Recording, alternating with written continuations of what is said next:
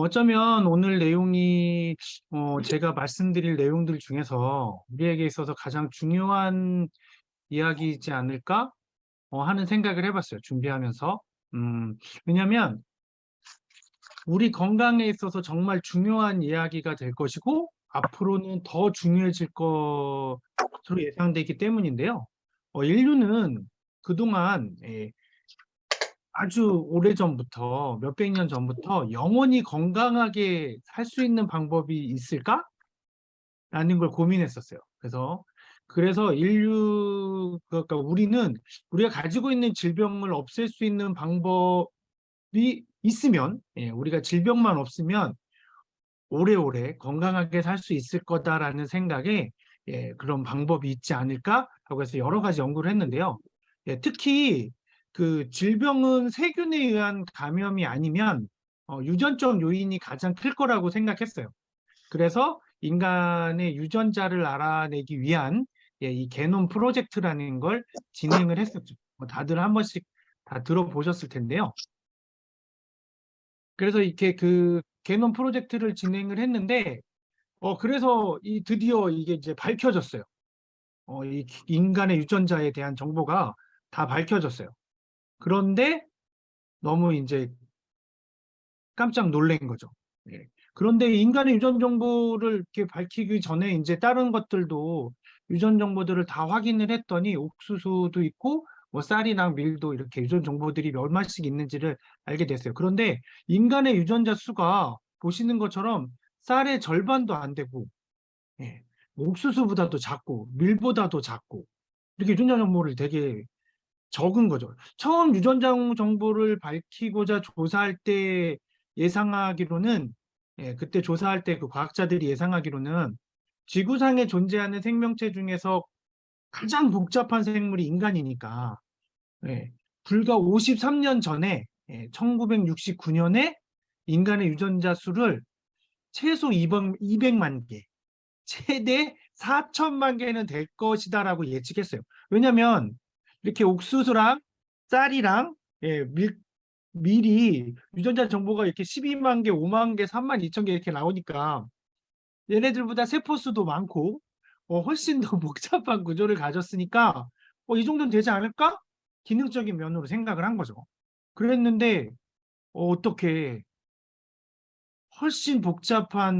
구조가 훨씬 복잡한 인간이 이렇게 적을까라는 것 때문에 했는데 지금 여기 2만 개라고 써 있지만 2007년에 최종 확인된 우리의 유전자 수는 불과 19,950개. 2만 개에서도 50개 부족한 것으로 밝혀졌어요. 이건 뭐 백인, 흑인, 뭐 황인종, 뭐 누구나 다 지구상에 존재하는 모든 인간의 유전자 수는 같습니다. 그래서 이게 얼마나 충격이었었는지 그 유전자 게놈 프로젝트에 굉장히 많은 사람들이 투자를 했었고요. 그 중에 한 사람이 빌 게이츠였는데 빌 게이츠도 이 사실을 알고 자신의 트위터에 이 사실을 올립니다. 인간의 유전자 수가 2만 개도 안 돼? 이렇게 하면서 올리거든요. 얼마나 놀랬을까요? 많은 이걸 연구했던 과학자들이 굉장히 많이 놀랬죠. 그래서 왜 그랬을까? 왜 이럴까? 그래서 더 이상 우리의 유전 정보가 우리의 건강에 대한 이야기들이 요즘은 많이 나오지 않아요. 유전적으로 어떤 사람은 이런 병에 더 걸려, 저런 병에 더 걸려라는 얘기가 많이 나오지 않습니다. 최근에 들어서는. 왜냐하면 그게 아니니까. 그게 연구 결과에 밝혀진 게 유전 정보와 질병과의 연관성이 없다라는 게 계속 밝혀지고 있으니까 그걸 이제 말을 못 하는 거예요. 그러면 인간은 어떻게 영원히 살고 아프지 않을 수 있지? 라는 걸 이제 또 고민을 하기 시작했죠. 그래서 우리 인류는 역시 대단합니다. 여기서 멈추지 않고 또 연구를 하죠. 그랬더니 마이크로바이옴을 이제 알게 된 거예요. 우리 몸에 살고 있는 미생물에 대한 것들을 알게 되었는데 이 미생물이 우리 세포보다 훨씬 많은 숫자가 우리하고 같이 살고 있다는 거예요. 우리 몸의 세포수는 약 30조 개라고 얘기를 하고 있는데요.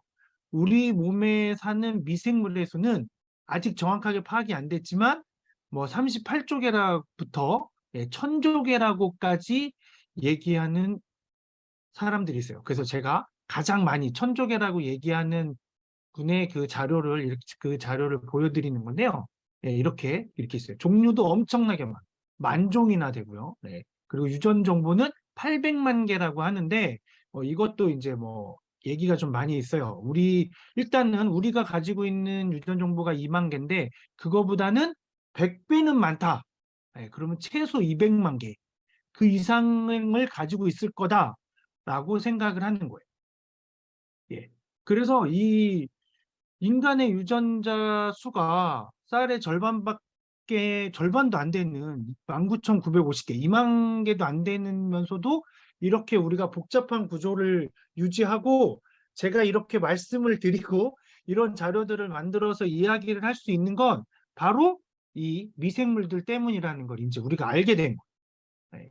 우리에게 필요한 예전에는 세균, 뭐 미생물 이런 거 하면 되게 불결하고 안 좋은 거라는 인식이 많았는데 그때 당시만 해도 우리가 이제 이 세균, 이 미생물들에 대해서 잘 몰라서 그래서 세균을 다 죽여야 된다 막 이래서 뭐 한때는 손을 씻는 거나 비누나 이런 것들이 뭐 99.9% 세균을 박멸하고 항생제가 이 유행을 하고 했죠. 그래서 우리 몸에 균을 죽여야 된다. 우리 몸에 균이 있으면 안 된다. 이렇게 해서 그랬는데 지금은 완전히 바뀌었죠. 그래서 요즘엔 항생제를 건강보험공단 홈페이지에 들어가면 어느 병원이 항생제를 많이 쓰는지 그래서 그 항생제를 많이 쓰는 병원을 피할 수 있게 그런 것까지 공개해 놓고 있을 정도로 항생제에 대한 부분, 그다음에 그리고 손을 씻는 거나 이런 것들도 나쁜 균만 없애지 좋은 균을 살려두는 그런 것들로 해서 99% 살균한다라는 얘기가 요즘에는 굉장히 많이 없어졌어요. 왜냐하면 좋은 균도 없앤다라는 것이기 때문이죠. 근데 이 마이크로바이옴이 우리 유전 정보에는 없는 물질들을 만들어내요. 그러니까 우리 유전 정보는 2만 개밖에 없기 때문에 우리 몸에서 필요한 모든 물질을 만들어낼 수 없어요. 특히 비타민 B12, B12라고 하는 그 물질, 그다음에 우리가 음식을 먹을 때 특히 우리나라는 주식이 쌀이니까 탄수화물을 많이 먹잖아요. 이 탄수화물을 에너지로 바꿔주는 효소, 그걸 탄수화물 활성화 효소라고 하는데요. 저도 오늘 이번에 공부하면서 알게 됐는데 이 탄수화물 활성화 효소는 우리가 못 만들어내요. 우리가 소화효소, 그러니까 탄수화물을 먹으면 침에서 있는 아밀라제가 이 탄수화물을 다당류로 바꾸고 단당류로 바꾸기는 하는데 그걸 에너지로 바꾸는 역할은 못 하는 거예요. 그 에너지로 바꾸는 활성화 효소는 미생물들이 제 장 속에 있는 미생물이 만들어낸다라는 거예요. 그 미생물의 유전 정보로 그런 것들이 만들어지고 있다는 거죠. 그래서 근데 이렇게 인간의 유전 정보가 적은 이유는 어떤 분들은 신의 한 수라고 이야기하시는 분들도 있어요. 왜냐하면 유전 정보가 많으면 세포 분열할 때 돌연 변이가 발생할 가능성이 높거든요. 그러니까 만약에 우리가 유전 정보를 우리가 필요한 걸 다 갖고 있다. 그러면 가끔 가다가 팔이 세 개인 사람이 나올 수 있는 거예요. 눈이 세 개, 입이 두 개, 뭐 이런 사람들이 있을 수도 있다는 거죠. 근데 그런 사람들 없잖아요. 그건 우리가 유전 정보가 적어서 돌연 변이가 적기 때문에 그래요. 세포 분열하면서도 돌연 변이가 발생할 가능성을 줄여놓고 대신에 우리가 미생물하고 공존하면서 미생물하고 공존하면서 미생물들의 유전 정보에서 우리가 필요한 물질을 만들어내고 그걸 우리가 사용하고 이용할 수 있게끔 우리는 그렇게 되어 있어요. 우리 인간은 역시 거대한 혼자서는 살 수 없고 거대한 네트워크 안에서만 살아야 되는 그런 존재인 것 같습니다. 네. 그래서 이 마이크로바이옴 미생물 생태계는 특히 우리나라 사람 이 미생물이 제일 많이 사는 곳이 우리 몸에서 90%가 장에서 살고 있는데요. 그래서 장내 미생물 환경이 제일 중요해요. 가장 중요한데 뭐 그 장내 안에서 뭐 좀 이따 말씀드리겠지만 여러 가지 우리한테 필요한 물질들을 많이 만들어내는데 우리나라 사람들의 장 유형을 보면 이렇게 P형, O형, B형 이렇게 세 가지 형태로 나뉘어요. 예. 그러니까는 채소 위주의 식단을 잘 즐기는 우리 부모님 세대, 예. 보리밥 드시고, 예. 그리고 하얀 쌀밥은 드시기 어려웠던, 그리고 채소를 많이 드시던 그런 우리 부모님 세대는 P형의 장내 환경을 가지고 계시고요. 그리고 가장 많이 우리가 요즘에는 고기를 좀 많이 먹잖아요. 예, 그래서 이 고기를 좋아하는 제 나이 또래, 40대, 50대, 7, 80년대에 태어난 한국인들에게서는 B형의 형태를 가장 많이 보이고요. 그리고 그 이제 우리의 자녀들, 지금 10대, 20대는 O형의 형태를 굉장히 많이 보인답니다. 대신 그래서 이 O형의 형태는 가공식, 피자, 햄버거 이런 걸 많이 먹어서 장내 마이크로바이옴이 불균형 상태죠. 그래서 보시면 30대 후반, 그러니까 80년대 이전에 태어난 사람들에게서는 나타나지 않는 질병이 있어요. 별로 나타나지 않는 질병이 그 아토피 피부병이 거의 없죠. 예. 아토피 피부병이 거의 없어요. 그런데 지금 10대, 20대들에게는 굉장히 흔한 질병 중에 하나예요. 아토피 피부병.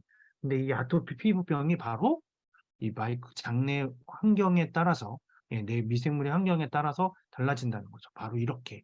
예. 마이크로바이옴이 불균형이 되면 그게 질병들과 이렇게 아주 직접적인 연관성이 있다라는 것들이 밝혀지고 있어요. 예전에는 유전 정보가 인간의 유전자가 질병하고 관련이 있을 거야라고 했는데 유전자가 아니라 우리 몸에 사는 우리하고 같이 살고 있는 미생물들이 더 질병과 연관이 많다라는 것을 지금 보여주고 있어요. 특히 말씀드렸던 것처럼 90%가 미생물의 90%가 우리 장에 살고 있기 때문에 장내 미생물 환경, 마이크로바이옴의 중요성이 굉장히 더 높아지고 있습니다.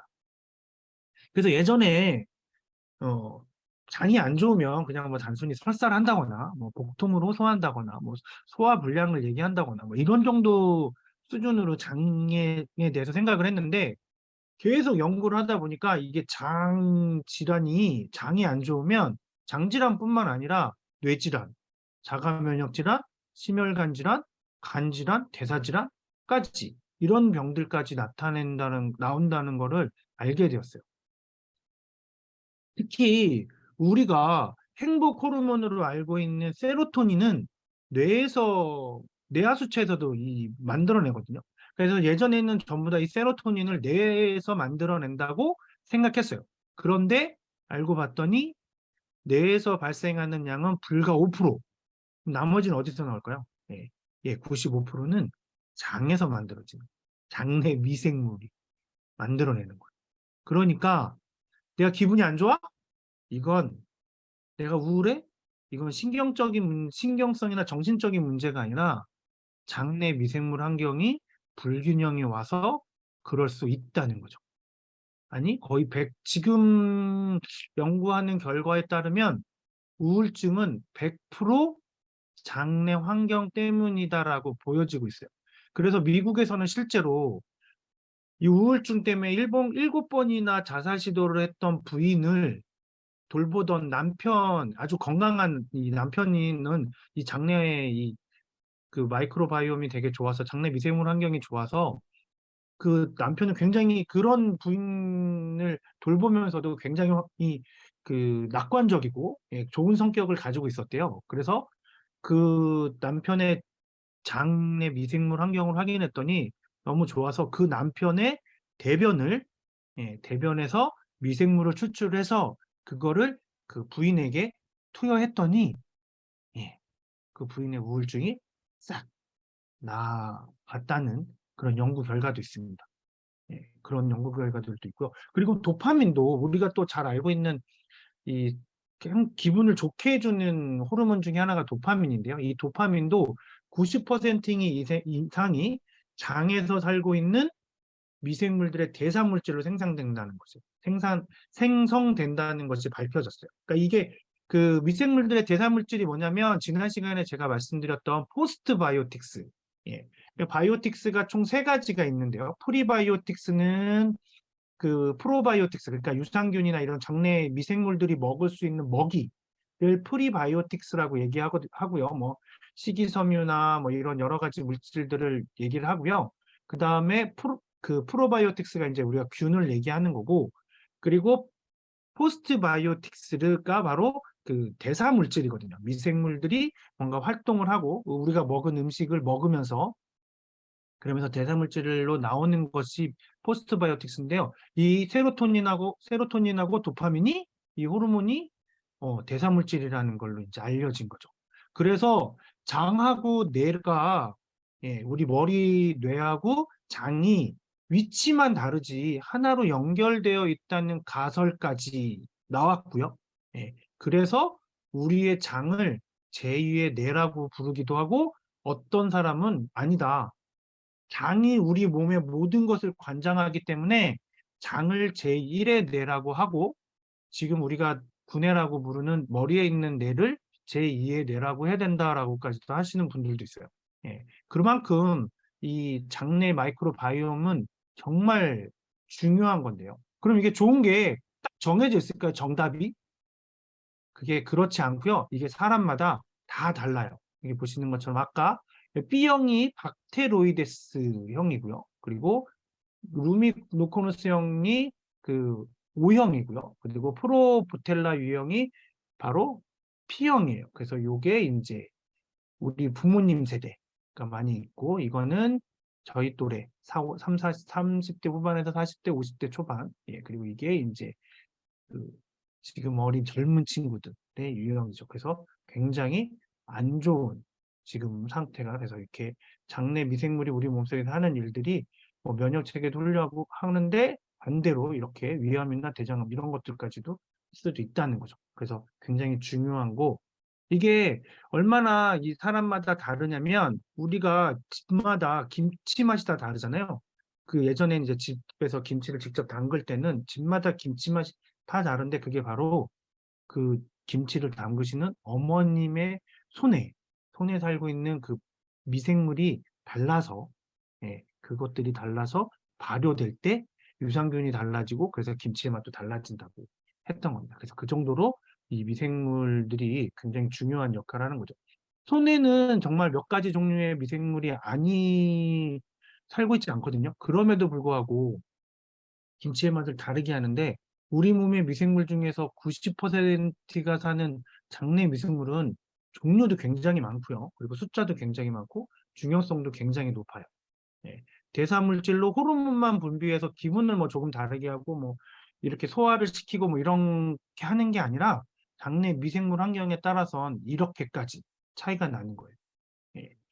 같은 음식을 쥐에게 먹였는데 단지 쌍둥이인데 한쪽은 뚱뚱하고 한쪽은 홀쭉한 쌍둥이의 장내 미생물 환경을 그대로 쥐들에게 이식시킨 거예요. 그랬더니 저지방 고섬유질 먹이를 똑같이 먹였음에도 불구하고 뚱뚱한 사람의 장내 미생 마이크로바이옴을 이식받은 쥐는 뚱뚱해지고요. 마른 마른 사람의 마이크로바이옴을 이식받은 쥐는 이렇게 날씬해졌어요. 그 얘기는 이 우리 장내 미생물 환경이 우리 몸의 체형까지도 바꿀 수 있다는 거죠. 모든 기능에 연관이 돼 있기 때문에 이게 그렇게 중요하다는 거죠. 그러니까 아까 말씀드렸던 것처럼 제1의 뇌가 장이고 제2의 뇌가 우리 머리에 있는 두뇌 뇌다라고 얘기하는 사람까지 있는 거예요. 그러니까 예전에 제가 막 음식을 많이 먹고 이렇게 친구들이랑 그럴 때 보면 그런 얘기 했거든요. 이 위는 내가 더 먹을 수 있어라는 생각을 하면 더 늘어난다. 그러니까 위하고 뇌하고 연결이 돼 있다라는 얘기를 많이 들었었거든요. 근데 그게 뇌하고 연결된 게 아니라 장이니까 장에서 벌써 이렇게 그런 미생물들이 너 더 먹을 수 있어라고 해서 쭉 이렇게 하는 거 아니었나 하는 생각이 듭니다. 이 정도로 나의 마이크로바이옴이 어떨지 아는 것은 굉장히 중요하거든요. 내가 지금 뚱뚱한데 혹시 나의 마이크로바이옴이 이상한 건 아닌가? 아니면 나는 너무 왜 먹어도 살이 찌지 않지? 도대체 나한테는 뭐가 문제가 있는 거지? 그런 분들도 있잖아요. 예. 굉장히 부럽은 분들이긴 하지만, 예. 그래서 그런 분들 나의 마이크로바이옴이 지금 어떤지 아는 건 굉장히 중요한데요. 그래서 지난 시간에 설명드렸던 프로바이오틱스 제품들은 기본적으로 우리 장에서 각각의 기능을 하는 아주 그런 좋은 기능을 하는 그 유산 그 균들로 만들어진 기성품이었다면, 예, 오늘 소개시켜드릴 이 랩 마이크로바이옴은 나의 장내 미생물 환경을 분석해서 그리고 나에게 맞는 프로바이오틱스를 제공해주는, 그래서 건강한 나의 마이크로바이옴을 형성해주는 그런 제품입니다. 예, 장내 미생물 환경은 굉장히 빨리 바뀌어요. 그래서 진짜 음식 패턴을 완전히 만약에 바꾸어서 3, 4일 동안 식사 생활 습관을 바꾼다고 하면 그때로면 바로 장내 미생물 환경도 바꿀 수 있습니다. 그런데 우리가 쉽게 식습관을 바꾸기 어렵잖아요. 왜냐하면 뭐 바깥 생활을 하다 보면 어쩔 수 없이 바깥에서 밥을 먹어야 되고 안 먹을 수 없으니까 외부에서 외식을 할 수밖에 없고, 외식을 하다 보면 야채가 많은 뭐 이런 음식들이, 그리고 그 외식하는 그 음식엔 어떤 재료들로 만들어져 있는지 다 우리가 컨트롤할 수도 없고 알 수도 없고 그렇잖아요. 그래서 만약에 내가 정말 그 예전처럼 삼시세끼 모두 채소나 야채가 많은 집밥, 그래서 네 음식에, 내가 먹는 음식에 어떤 재료들이 들어있는지 100% 컨트롤이 가능한 그런 식사를 하시는 분들은 아마 굉장히 좋은 장내 환경을 가지고 계실 거예요. 그런데 요즘은 외식도 외식이지만 마시는 물, 그다음에 오염된 공기 때문에 이런 것들이 모두 예전 같지 않아서 우리가 그 장내 마이크로바이옴을 아주 건강하게 가지고 있기가 쉽지 않은 현실이거든요. 그렇다 보니까 요즘 우리가 다들 아주 뭐 불면증도 있고 뭐 여러 가지 정신 그런 뭐 계속 만성 피로증이나 이런 것들도 다 우리의 장내 환경하고 관련이 되어 있는 거고. 그래서 그것들을 이제는 테스트를 해서 나한테 필요한 것이 더 뭔지를 해야 되는 거예요. 특히 우리가 인스턴트 식품이나 소화가 잘 되는 전분, 백미, 고기 같은 음식들을 외식을 하게 되면 많이 먹게 되잖아요. 그러면 다 소화를 시켜버리기 때문에 장내 미생물들이 먹을 음식이 없어서 걔네가 그 미생물들이 굶어 죽어요. 그러면서 장내 미생물 환경이 흐트러지고 불균형이 생기는 거거든요. 그래서 식이섬유도 꼭 챙겨서 드셔야 됩니다. 그렇게 되었고요. 그래서 말씀드렸던 것처럼 이렇게 마이크로 바이옴 테스트 키트로 내가 테스트를 하면 이렇게 6가지 중에서 나에게 맞는 형 가장 좋은, 예. 그러니까 어떻게 테스트를 하냐면 그 변을 채취하는 양이 꽤 많아요. 어렸을 때 체변 봉투 해보신 분들은 아시겠지만 그거보다 한 10배? 20배? 하여튼 굉장히 큰 숟가락에 이렇게 변을 하는데, 그거를 6등분을 해서 각각의 그 포스트바이오틱스로 어떤 대사물질들을 내 장내 미생물들이 만들어냈는지들을 본 다음에 그거를 분석해 해서, 그래서 더 나에게 필요한 포스트바이오틱스를 만들어내야 한다면 그 미생물의 환경을 만들어주기 위해서 이렇게 6가지 종류로, 예, 해서 이제 추천을 해줍니다. 그래서 꼭 다들 검사를 해보시면 굉장히 좋은 효과를 보시게 될 거예요. 어떤 뭐 이렇게 이유를 알 수 없는 피부병, 뭐 특히 뭐 이렇게 그 얼굴이 붉어지는 뭐 주사라든지 홍반이라든지 이런 게 생기시는 분들 같은 경우에 요즘은 그래서 의학도 기능의학이라는 게 뜨고 있어요. 예전에는 피부가 안 좋으면 피부만 치료하고, 예, 만약에 내가 뭐 장이 안 좋으면 장만 내과에서 장만 치료하고 이랬는데, 지금은 그게 한 가지 원인이 아니다라고 해서 전체적으로 치료하는 기능의학이 뜨고 있는데요. 이 기능의학에서 가장 먼저 처방해 주는 게 바로 이 마이크로바이옴, 내 장내 환경을 좋게 해주기 위한 처방을 내려줍니다. 그래서 이것들을 한번 테스트를 해보시면 그러면은 나에게 더 맞는, 진짜 사람마다 다 다르게 나오니까 한번 테스트 해보시고 그러면 나에게 맞는 걸로 해보시면 될 것 같습니다. 그러면 이거를 테스트를 하시면 그 스마트 오더로 이용을 하실 수도 있어요. 그러면은 그 2개, 30호짜리 2개를 104,000원에 스마트 오더로 하시면, 예, 3번째 받으실 때는 무료로 받게 되시거든요. 그러니까는 그렇게 이용하시면 좀 더 편하시고요. 안 그러면 52,000원, 14만 원 이렇게 하시는데 이거는 이게 좋겠지, 저게 좋겠지 하고 그냥 사서 드시면 안 돼요. 꼭 테스트를 먼저 마이크로바이오랩 테스트 키트로 테스트를 해서 결과를 받으신 다음에 거기에 맞는 걸 드셔야 돼요. 만약에 나는 6번을 먹어야 되는데 그걸 모르고 내가 만약에 나는 6번에 맞는 나의 장내 환경이 되어 있는데 3번을 먹었다? 그러면 갑자기 우울해지거나 갑자기 기분이 이상해지거나 몸이 이상해질 수 있어요. 그래서 실제로는 절대로 그렇게 드시면 안 되십니다. 그래서 이거는 뭐 6개월에서 1년에 재검사를 한 번씩 통해서 나의 장량경도 계속 관리도 되는 거니까 그렇게 해서 드셔보시면 굉장히 좋을 것 같습니다. 요즘에 이 마이크로바이옴이 나오면서 의학계가 굉장히 많이 바뀌어서 더 이상 우리가 정신이라는 보이지 않는 세계에 대해서 그동안에는 얘기들이 많았고 뭐 정신의학이다 뭐 이렇게 얘기가 나왔는데 그게 실제로는 보이지 않았던 미생물들이 우리의 정신을 관여하고 있었구나라는 게 지금 계속 밝혀지고 있어요.